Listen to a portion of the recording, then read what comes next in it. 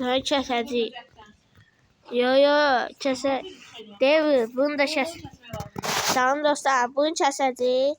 Bir də bu ikisi qalacaq. Bu qalacaq. Bir də bu ortadakı xoruz qalacaq. Bax, bunu görürsünüz, bunu kəsəcəyik. Bir də bunu. Bu ən böyüyü. Bu yox, abi. Abi. Baxın dostlar, bu.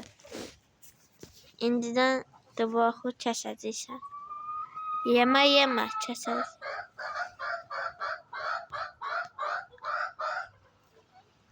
Onda yemək götürüb qışqırırsan elə. Yemək götürüb. Səni kəsəcəyik, kövrəyəm. Bunu da kəsəcəyik. Hamımızı kəsəcəyik. Baxın da iyi.